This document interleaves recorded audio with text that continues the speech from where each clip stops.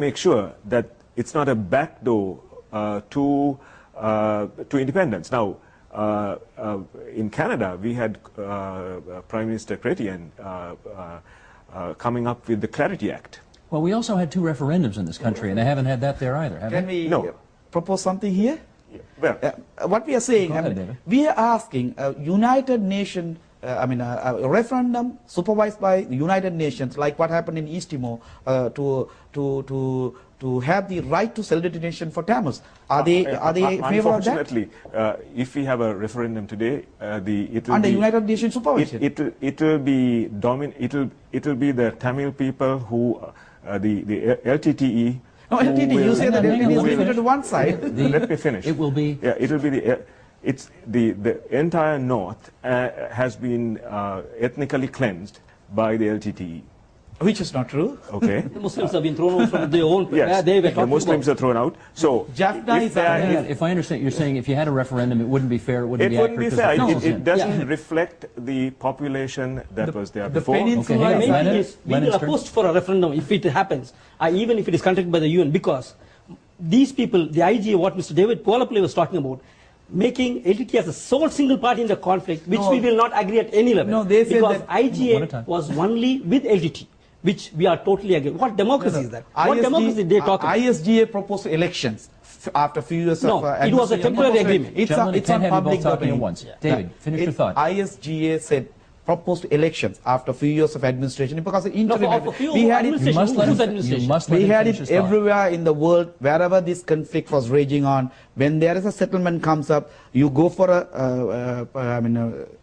interim settlement and make that interim settlement a permanent settlement. That's what proposed in Sri Lanka. Sinhala polity rejected it. Now they are rejecting the referendum as well. Let me hear from Anna here, please. Anna, I know your group likes to stay away from politics. However, I wonder if you have a view as to what political option might best serve the human rights needs of the area. What's your view on that? Well, if again, I do try to stay away from political analysis here, and you have plenty of people on the panel making this political analysis. I would say human rights come first.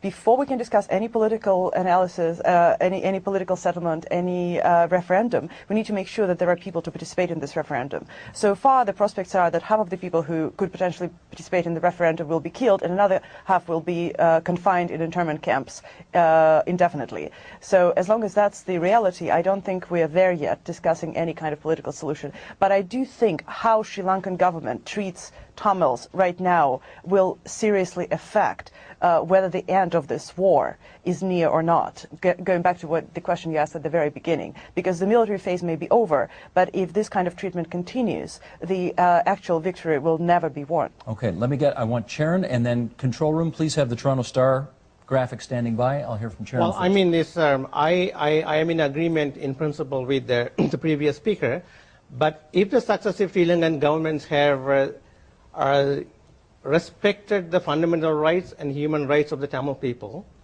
the problem would not have gone out of hand. That is the first point. The second point, the F word in Sri Lanka, the federalist F word in Sri Lanka is federalism. You know, it has never been accepted by the large majority Sinhalese community.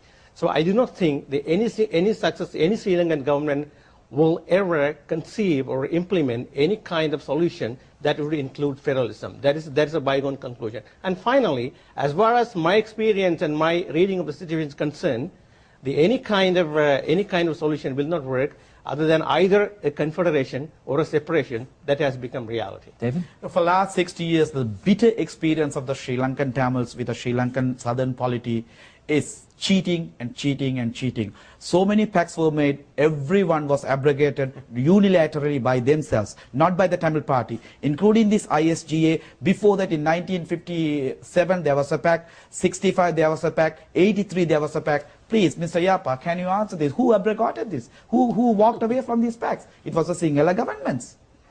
You want to respond to that? I mean, you can go back into history to find the answers. And find all types of objections to every policy that you want to institute. I mean, no, it's history gives you a lesson. Let me go into the history of an hour and a half ago. which suggests if you drove up University Avenue to get home in the city of Toronto tonight, you would have driven by a Tamil demonstration.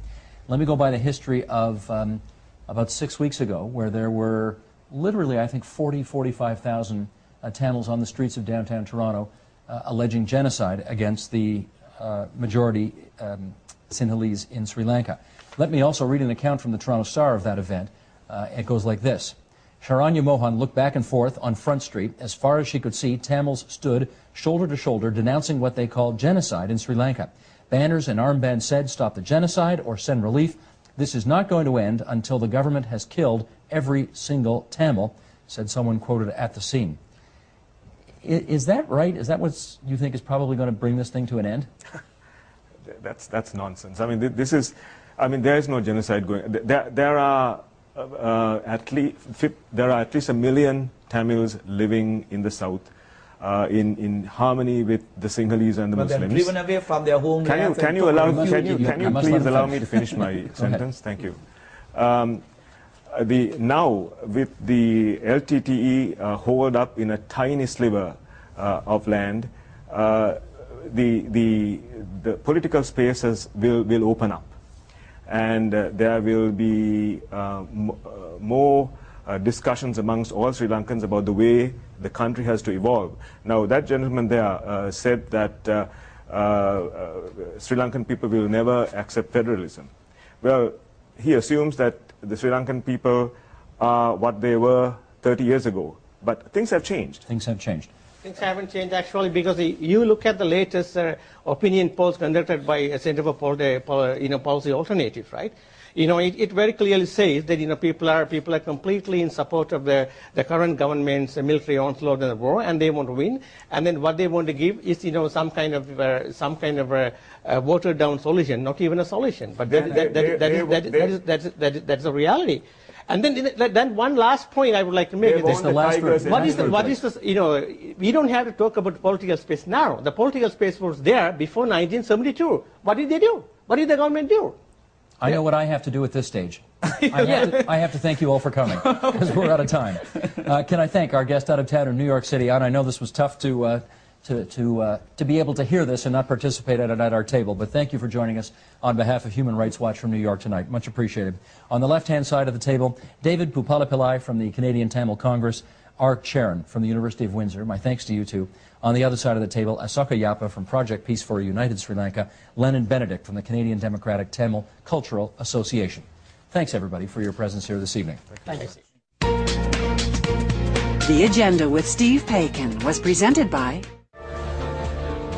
Vale Inco Limited, a pioneering nickel mining company transforming mineral resources into essential ingredients for everyday life.